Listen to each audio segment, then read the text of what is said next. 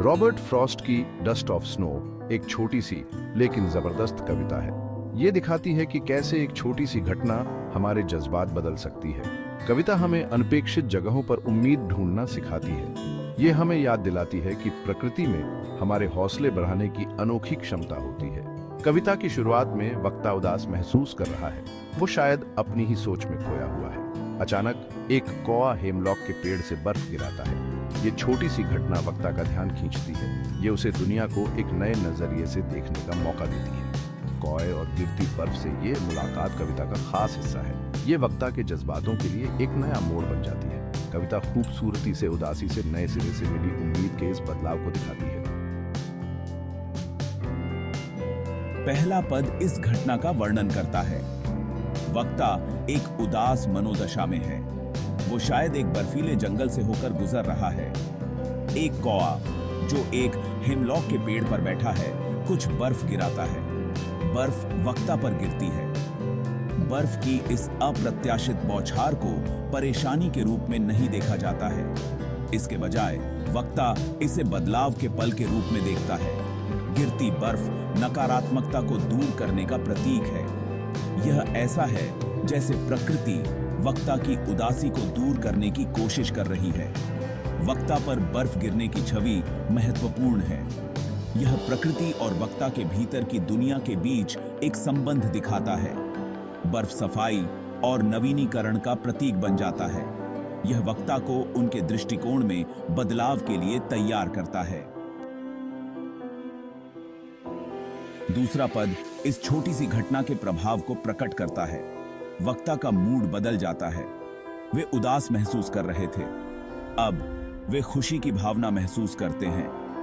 गिरती बर्फ ने उनका मनोबल बढ़ाया है।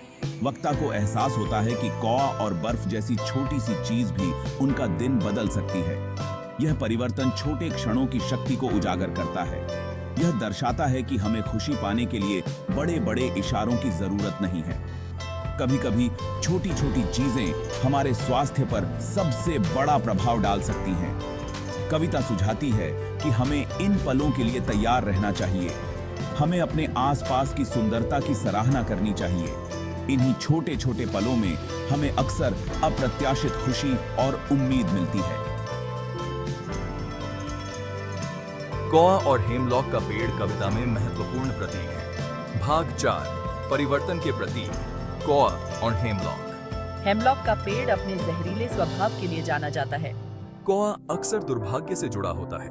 परंपरागत रूप से दोनों को नकारात्मक के रूप में देखा जाता है। कौआ परिवर्तन का दूत बन जाता है।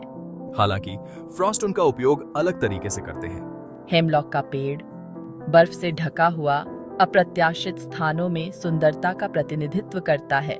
पारंपरिक प्रतीकों का इस तरह से एक नए प्रकाश में उपयोग कविता में गहराई जोड़ता है। यह एक अनुस्मारक है कि हमारा दृष्टिकोण हमारे अनुभव को आकार देता है। भाग 5 प्रकृति का आलिंगन, सामान्य में सांत्वना खोजना। डस्ट ऑफ स्नो प्रकृति की उपचार शक्ति का उत्सव है। यह दर्शाता है कि प्रकृति कैसे आराम और सांत्वना प्रदान कर सकती है। एक पेड़ से बर्फ गिरने की साधारण क्रिया ही वक्ता का उत्साह बढ़ाने के लिए पर्याप्त है। ये मुलाकात हमें अपने आसपास की सुंदरता को थामने और उसकी सराहना करने की याद दिलाती है।